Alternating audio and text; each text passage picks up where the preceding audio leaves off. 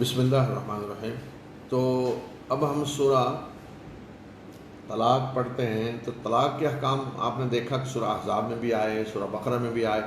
تو جہاں ضرورت پڑتی کوئی سوال اٹھائے یہ چیز رہ گئی ہے اس کی تشریح، تو ساتھ ساتھ احکام نازل ہوتے رہے۔ تو یہ پوری صورت ہی ہے، سورۃ الطلاق اس کا نام ہے۔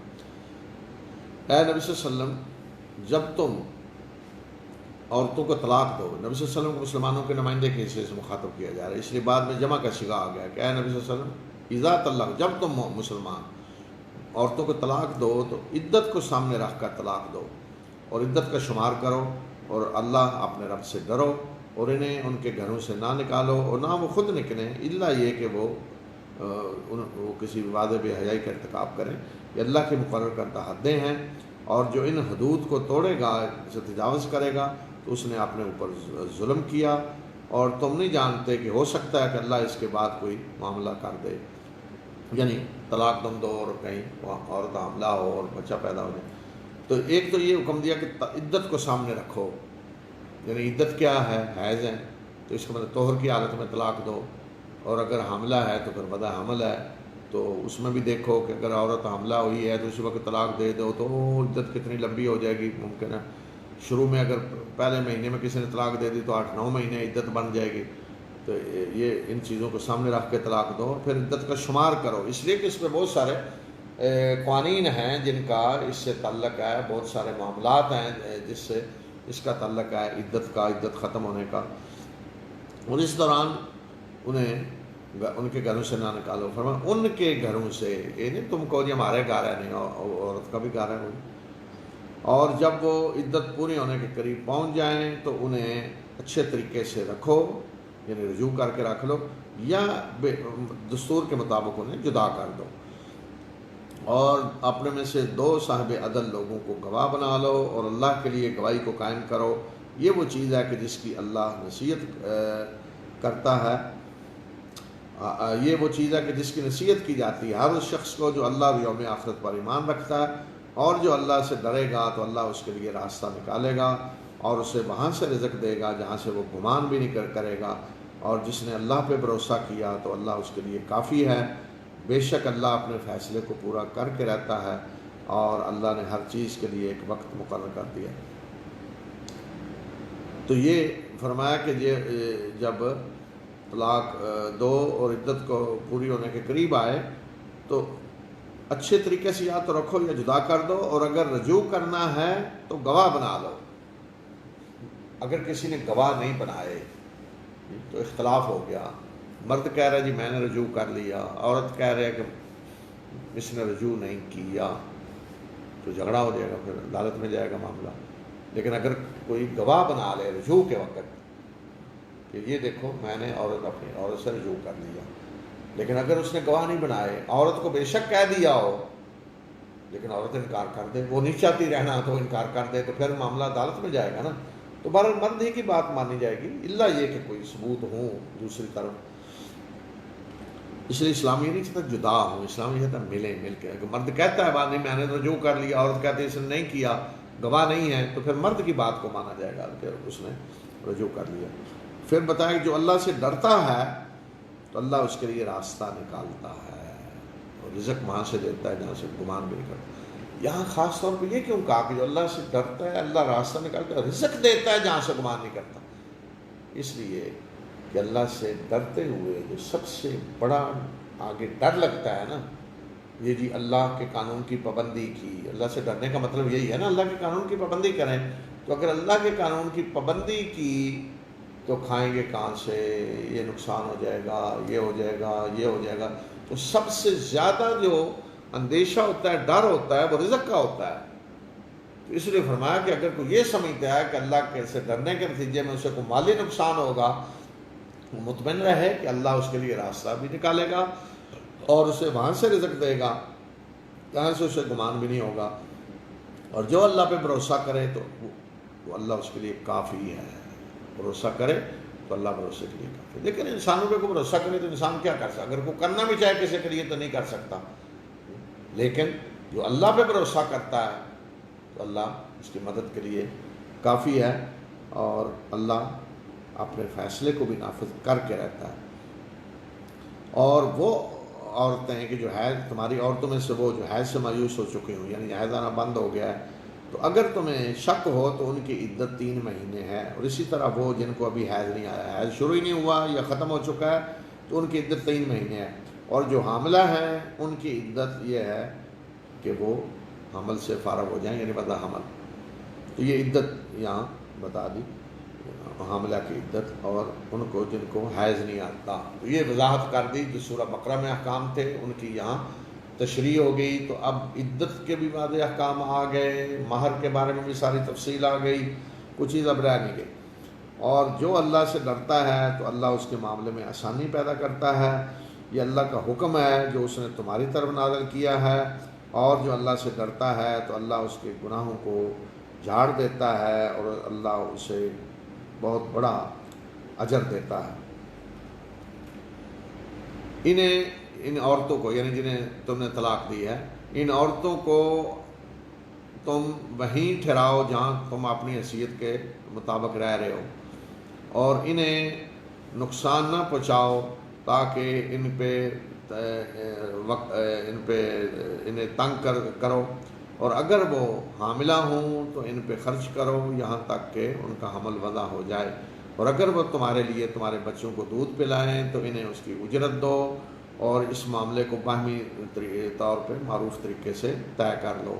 اور اگر تمہیں اس میں مشکل پیش آ رہی ہو تو یعنی تم آپس میں اتفاق نہیں کر سکے، عورت زیادہ اجرت مانگ رہی ہے یا مرد کم بالکل دے رہا ہے، تو پھر اسے کوئی دوسری عورت دودھ پلائے گی.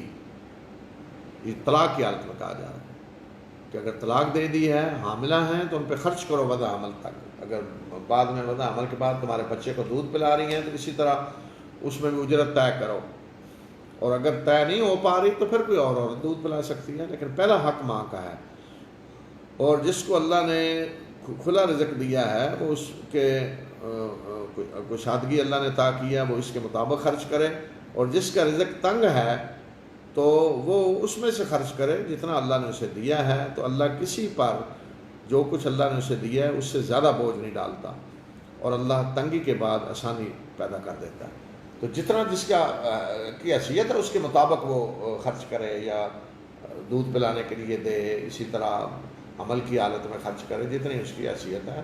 تو اسی حیثیت کے مطابق عدالتوں کو بھی فیصلہ کرنا چاہیے کہ مرد کی مثلا آمدنی کتنی ہے، اس کا معاشی طور پہ کیسا، اس کو دیکھ کر عدالت میں معاملہ جائے تو فیصلہ ہوگا کہ عورت کو نان و نفقہ کتنا دیا جائے. اس حالت میں کتنی ایسی بستیاں ہیں جنہوں نے اپنے رب کے حکم سے سرکشی کی اور اس کے رسولوں کی نافرمانی کی، تو ہم نے ان سے سخت حساب لیا اور ہم نے انہیں دردناک عذاب دیا. سخت عذاب، یعنی پہلی قومیں کتنی گزری، اور انہوں نے اپنے کیے کا عذاب کا مزہ چکھ لیا، اور ان کا انجام خسارہ ہی خسارہ تھا، گھاٹا ہی گھاٹا. اللہ نے ان کے لیے سخت عذاب تیار کر رکھا ہے. پس اللہ سے ڈرو اے عقل رکھنے والو جو ایمان لائے ہو. اللہ نے تمہاری طرف یاد دہانی نازل کی ہے، ایک رسول جو تمہیں اللہ کی واضح آیات پڑھ کر سناتا ہے، تاکہ ان لوگوں کو جو ایمان لائے اور جنہوں نے نیک اعمال کیے تاریکیوں سے نکال کے روشنی کی طرف لائے. اور جو اللہ پہ ایمان لاتا ہے اور نیک عمل کرتا ہے تو اللہ اسے ایسے باغوں میں داخل کرے گا جن کے اندر نہریں بہہ رہی ہوں گی، ان میں وہ ہمیشہ ہمیشہ رہیں گے، اور اللہ نے اسے بہترین رزق دیا ہے. اللہ وہ ہے کہ جس نے 7 آسماں بنائے اور زمین سے بھی اسی کی مثل، ان کے درمیان حکم نازل ہوتا ہے. یہ اس لیے بتایا جا رہا ہے کہ تاکہ تم جان لو کہ اللہ ہر چیز پہ قدرت رکھنے والا ہے، اور اللہ ہر چیز کا علمی طور پہ احاطہ کیے ہوئے ہے، یعنی کوئی چیز اللہ کے علم سے باہر نہیں.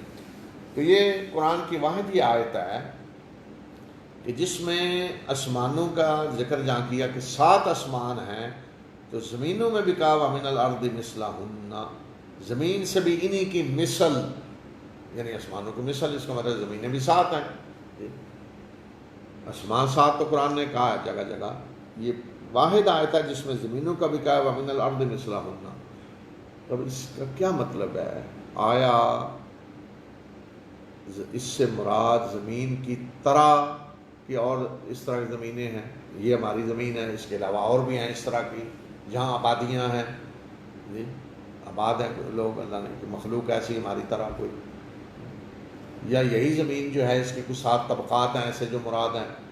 تو کچھ علماء نے تو کہا ہے جی، بلکہ حضرت ابن عباس رضی اللہ تعالیٰ عنہما کی طرف نسبت ہے کہ وہ کہا کرتے تھے اسی آیت کو سامنے رکھ کر کہ مخلوق اسی زمین پہ نہیں ہے صرف، اور بھی جگہ ہیں جہاں اللہ تعالیٰ کی مخلوق ہے، وہاں ان کے بھی آدم ہیں، ان کے بھی نوح ہیں، یعنی جس طرح ہمارے لیے اللہ نے ہمیں پیدا کیا اور ہمارے اندر رسول بھیجے، ان میں بھی بھیجے اور بھی ہوں گے. تو مطلب کوئی نفی نہیں ہوتی. آج کوئی یہ کہہ دی زمین کے علاوہ اور کہیں مخلوق نہیں ہے تو کس بنیاد پہ وہ یہ نفی کر رہا ہے؟ اگر ایسی کو بات کرتا ہے تو دلیل کیا ہے؟ اس پر کوئی دلیل نہیں ہے. تو صرف اس بنیاد پہ تو نہیں صرف نفی ہو سکتی کہ ہمارے علم میں نہیں ہے.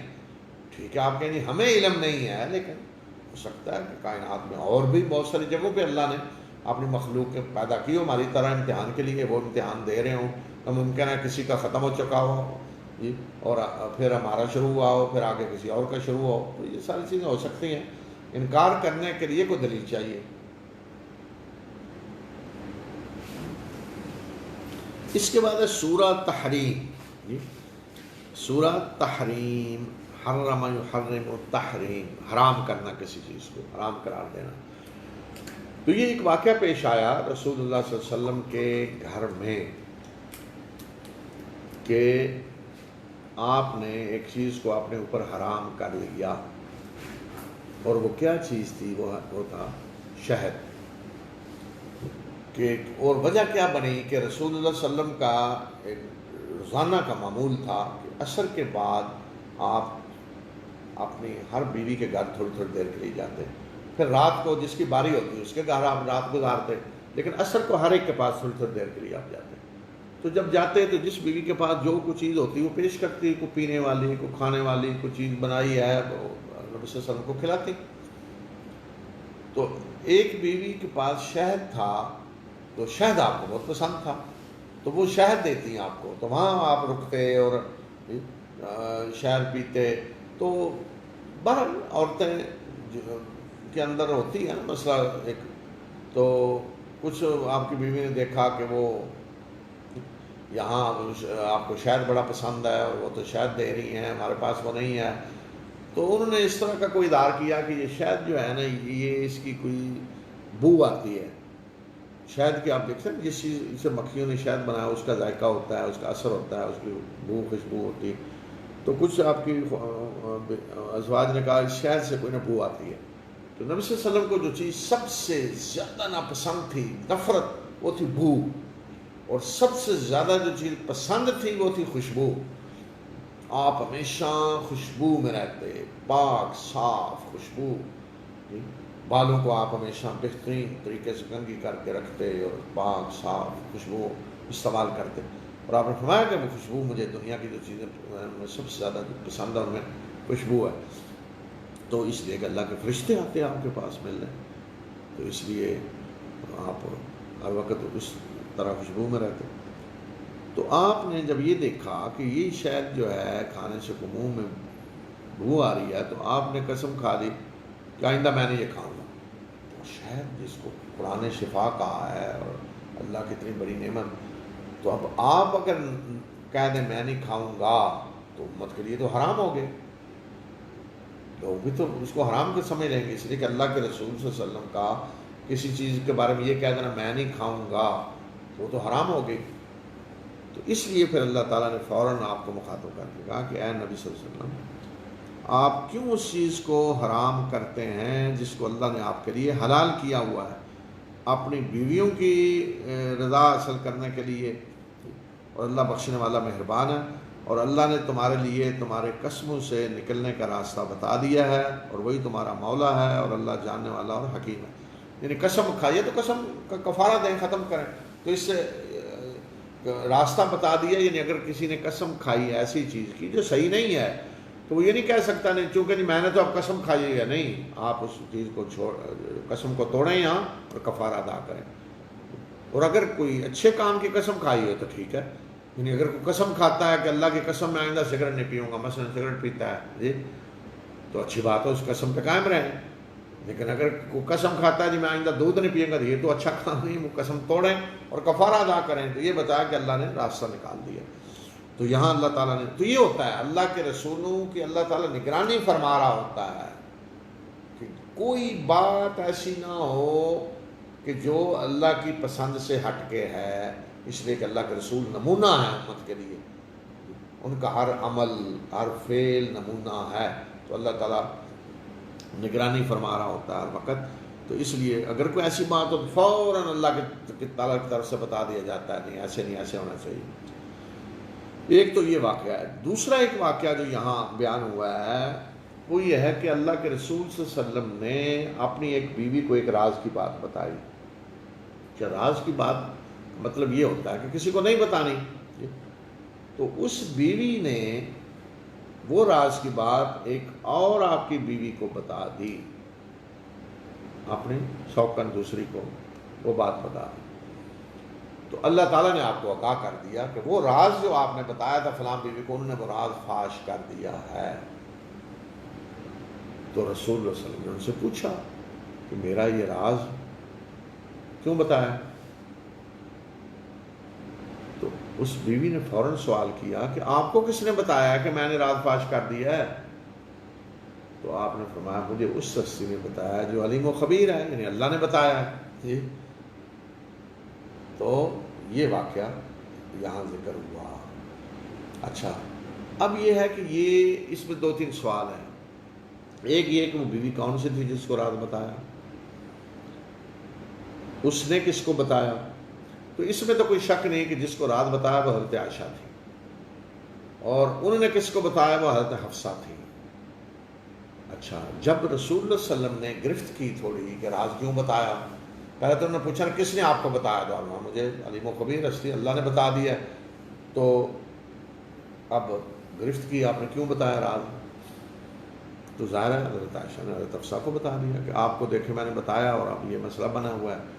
تو انہوں نے بھی محسوس کیا کہ میں گھر کی فرد نہیں ہوں، مجھے راز بتانے پہ ناراضگی کیوں ہو رہی ہے اتنی.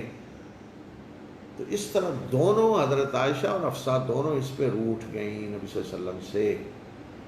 حضرت عائشہ کو کہا کیوں بتایا، اور حضرت حفصہ نے کہا کہ مجھے بتانے پہ یہ ناراضگی ہو رہی، دونوں روٹھ گئیں. تو اس پہ پھر اللہ تعالیٰ نے ان سے بھی گرفت کی.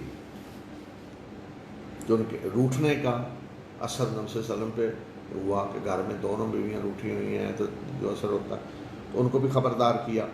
تو یہ واقعہ. اور اس وقت کو یاد کرو کہ جب نبی صلی اللہ علیہ وسلم نے اپنی ایک بیوی کو ایک راز کی بات بتائی، اور جب اس بیوی نے اس راز کی خبر دے دی تو اللہ نے نبی صلی اللہ علیہ وسلم کو اس پہ آگاہ کیا. تو نبی نے کسی حد تک اس بیوی کو اس کے بارے میں آگاہ کیا اور کچھ اعراض کیا. اور جب نبی نے وہ بات اس بیوی کو بتائی کہ تم نے راز فاش کر دیا، تو اس نے کہا کہ آپ کو کس نے بتایا؟ تو نبی نے جواب میں کہا کہ مجھے علیم و خبیر ہستی نے بتایا، یعنی اللہ نے. پھر ان دونوں کو مخاطب کیا حضرت عائشہ اور حفصہ کہ اگر تم توبہ کر لو تو یہ تمہارے لیے بہتر ہے. تمہارے دل تو کجی کی طرح مائل ہو گئے تھے، یعنی جو جتھا بنا لیا اللہ کے رسول صلی اللہ علیہ وسلم کے خلاف. اور اگر تم اللہ کے رسول کے خلاف جتھا بناؤ تو بے شک اللہ اس کا مولا ہے، اور جبریل اور سارے مومن صالحین اور فرشتے بھی اس کے بعد مددگار ہیں. اگر تم جتھا بناؤ گی تو دوسری طرف اللہ اور اس کے فرشتے اور سارے اللہ کے رسول صلی اللہ علیہ وسلم کے ساتھ ہیں. ہو سکتا ہے کہ اگر وہ تمہیں طلاق دے دے تو اس کا رب تم سے بہتر بیویاں اسے دے دے جو فرما بردار ہوں، مسلمان ہوں، مومن ہوں، فرما بردار ہوں، توبہ کرنے والی ہوں، عبادت گزار ہوں، روزے رکھنے والی ہوں، اور متعلقہ بیوہ یا کنواریاں ہوں. یعنی صحیح بات کہتے ہیں اس عورت کو جو یا کنواری ہو یا اسے یا بیوہ ہو یا متعلقہ جو پہلے جس کا نکاح ہو چکا ہے اب کار کنواری ہے. تو یہ بھی خبردار کر دیا کہ اگر اللہ کے رسول تمہیں طلاق دیں تو اللہ اس سے بہتر بیویاں اسے اللہ کے رسول کو دے دے گا، جو یہ ساری جن کی صفات ہوں گی۔ تو اب ایک سوال یہاں یہ ہے کہ راز کیا تھا جس پہ ساری گرفت ہوئی کہ اللہ کے رسول صلی اللہ علیہ وسلم نے اپنی ایک بیوی کو راز بتایا۔ تو میں بہرحال یہ جیسے ہمارے ہاں تفسیر کی کتابوں میں سب جگہوں پہ کوئی کسی نتیجے پہ نہیں کوئی پہنچ سکے علماء کے یہ راز تھا، کسی نے کچھ کہا کسی نے کچھ کہا، لیکن وہ ساری باتیں جو کہی جاتی تھیں اس پہ دل مطمئن نہیں ہوتا تھا۔ جو کچھ بھی میں نے پڑھا کہ یہ راز ہے، کسی نے کہا یہ ہے، کسی نے کہا، پہلے تو یہ ہے کہ چونکہ راز ہے تو جب اللہ نے راز کہا ہے تو پیچھے پڑھنے کی ضرورت ہی نہیں ہے، اسے راز ہی رہنے دیں۔ لیکن لوگوں نے کوشش کی کہ یہ تھا یہ تھا یہ تھا، تو لیکن دل مطمئن نہیں ہوتا تھا۔ پھر اس کے بعد ایک شیعہ ایک کوئی تقریر تھی، پتہ نہیں وہ عالم تھے کچھ ذاکر تھے، بہرحال شاید شیعہ عالم ہو، تو مجھے کسی نے کیسٹ دی اس کی سننے کے لیے کہ یہ سنیں، تو میں سن رہا تھا تو اس موضوع پہ اس عالم نے بات کی، اور وہ کیسٹ ساری تقریر جو تھی نا وہ حضرت عائشہ اور حفصہ کے خلاف تھی، پوری حضرت عائشہ اور حفصہ کے خلاف تقریر ساری تھی۔ لیکن ایک بات اس عالم نے جو اس میں کہی کہ یہ راز کیا تھا جو نبی صلی اللہ علیہ وسلم نے بتایا، وہ راز کیا تھا، تو وہ عالم کہہ رہا تھا کہ راز یہ تھا کہ رسول اللہ صلی اللہ علیہ وسلم نے حضرت عائشہ کو بتایا کہ میرے بعد تیرا باپ خلیفہ ہوگا اور اس کے بعد عمر ہوگا حفصہ کا باپ، یہ وہ راز تھا۔ تو حضرت عائشہ نے حفصہ کو بتا دیا خوشی سے کہ میرا باپ ہوگا خلیفہ اور اس کے بعد تمہارا باپ ہوگا۔ مجھے تو ویسے شرح صدر ہو گیا کہ یہی راز ہے، بالکل دل مطمئن ہوگا کہ یہی راز ہوگا۔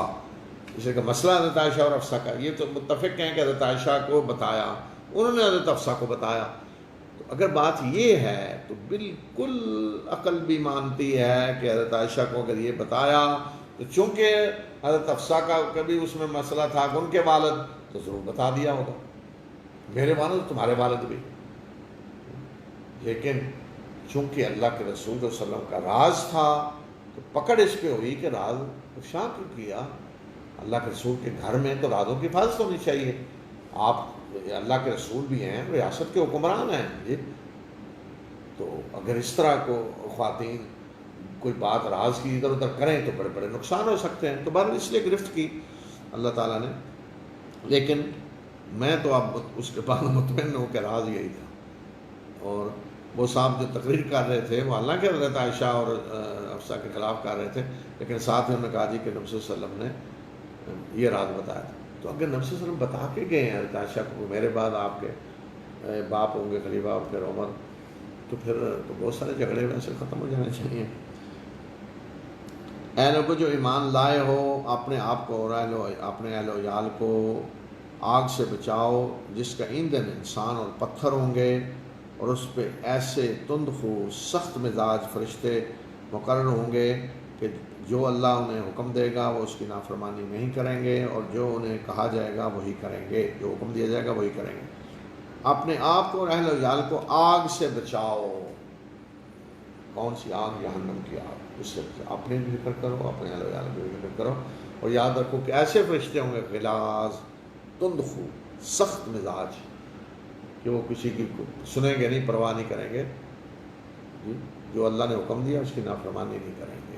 یہ فعلون ما یؤمرون، وہی کریں گے جس کا حکم دیا گیا۔ یعنی کوئی یہ نہ سمجھے کہ فرشتے تو ہوں گے لیکن انہیں ترس آ جائے گا کسی پہ، قرآن آ جائے گا، چلو کچھ دے دلا کے یہ کر لیں گے وہ کر لیں گے۔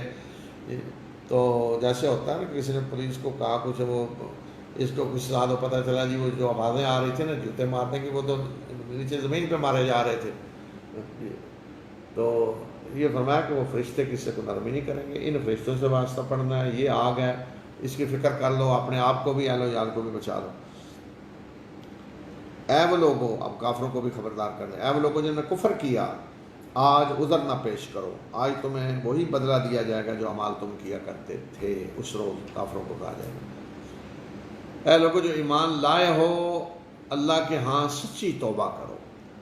ہو سکتا ہے کہ تمہارا رب، یعنی توبہ اگر کرو گے تو امید ہے کہ تمہارا رب تمہارے گناہوں کو تم سے دور کر دے گا اور تمہیں ایسے باغوں میں داخل کرے گا جن کے اندر نہریں بہہ رہی ہوں گی۔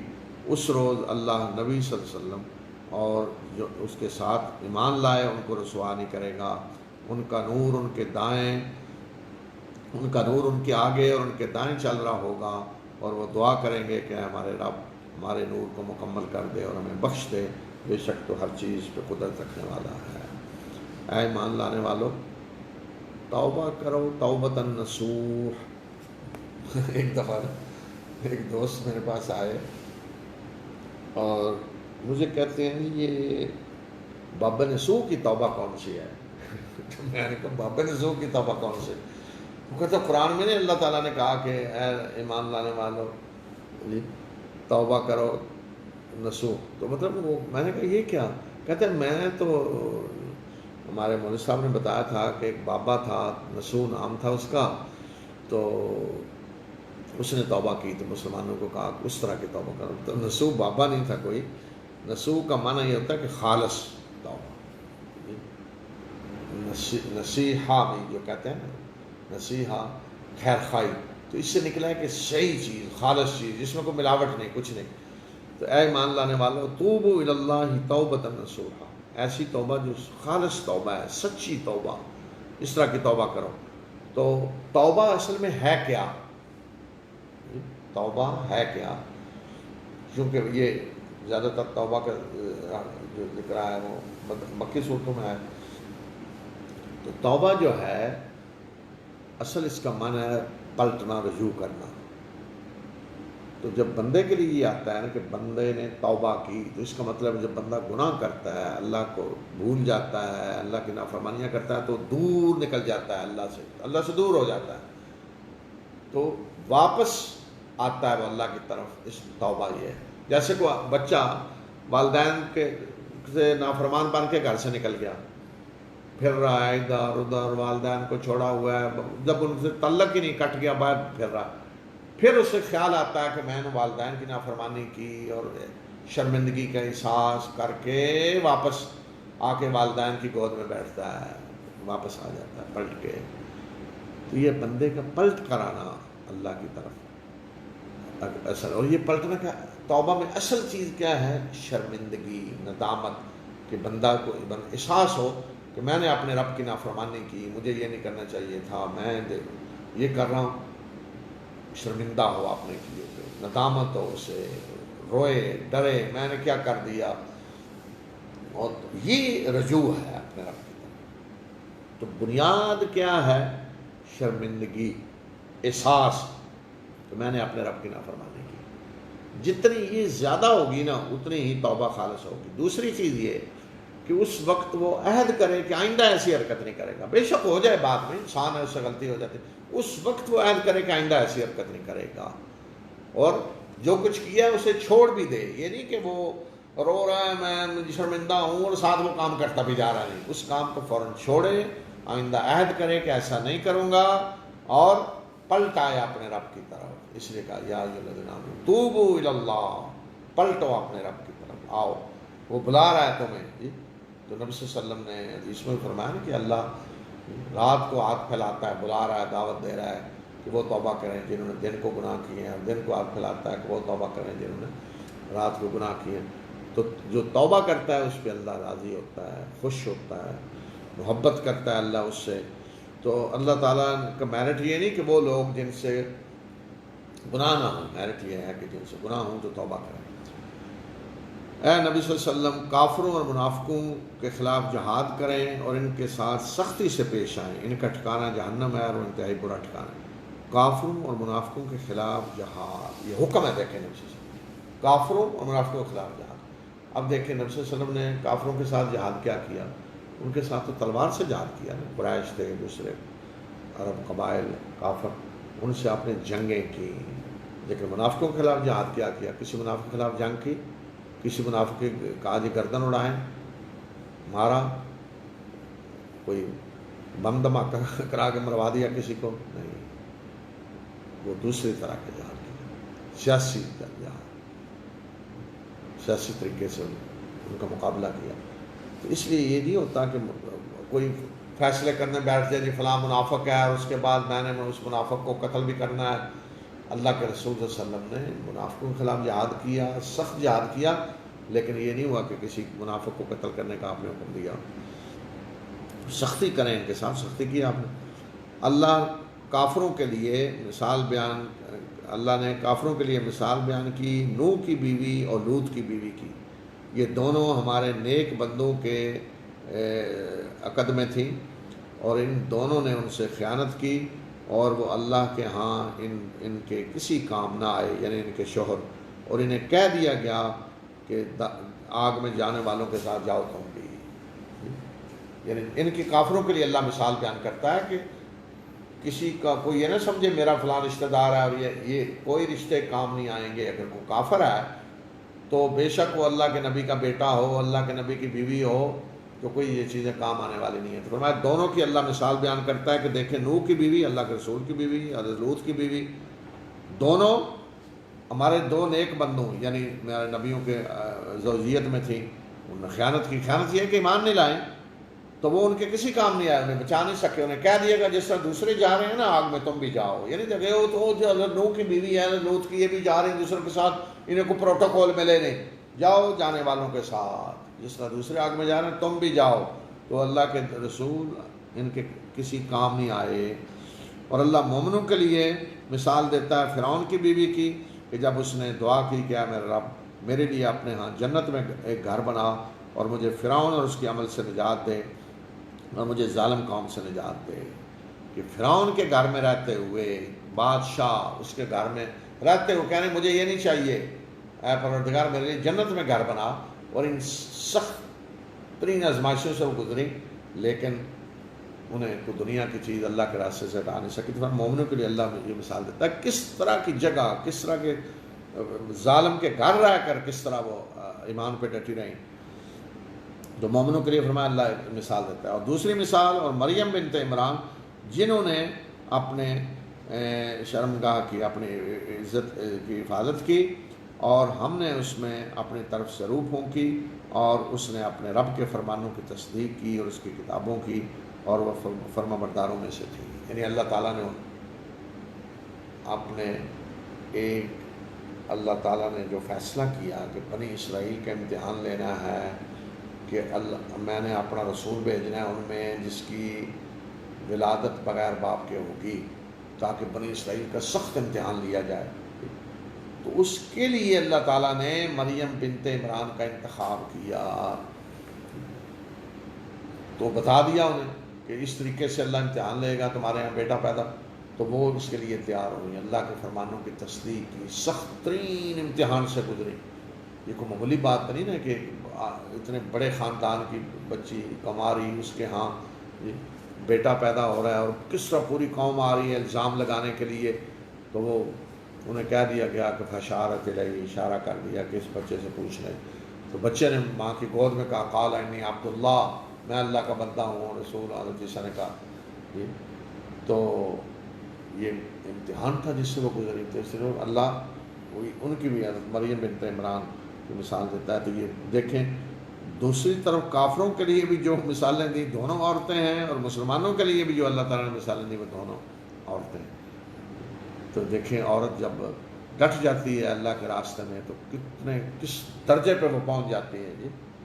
اور وہی عورت جو ہے اگر وہ دوسری طرف گمراہی کے راستے پہ چلتی ہے تو پھر بھی دیکھ لیں کہ اللہ کے نبی کے گھر میں ہوتے ہوئے بھی وہ ڈٹی ہوئی ہے کفر پہ، اور اللہ کے نبی کے گھر میں رہ کر بھی وہ ایمان نہیں لائی۔ تو یہ انسانی آزادی ہے نا۔ اب دیکھیں کتنے بڑے بڑے صحابہ، ان کی بیویاں، کئی بڑے بڑے صحابہ کی بیویاں ایمان نہیں لائیں، ان کے باپ، ان کے بیٹے ایمان نہیں لائے۔ حضرت ابو بکر کو دیکھ لیں، ان کے باپ فتح مکہ تک ایمان نہیں لائے، گھر میں ہر طرف ایمان کا نور پھیلا ہوا ہے، حضرت ابو بکر کے بیٹے بیٹیاں سارا خاندان لگا ہوا ہے اسلام کی خدمت میں، لیکن باپ نے انکار کر دیا، نہیں مانے۔ حضرت ابو بکر کی بیوی ہے کہ ایمان نہیں لائے۔ تو یہ آزادی ہے اللہ تعالیٰ نے دی ہے جو انسانوں کو، اس میں کوئی جبر نہیں ہے، لا اکراہ فی الدین، دین میں کوئی جبر نہیں. جو ایمان لانا چاہتا ہے ایمان لائے، جو کفر کرنا چاہتا ہے کفر کرے، یہ امتحان ہے. وآخر دعوانا الحمدللہ.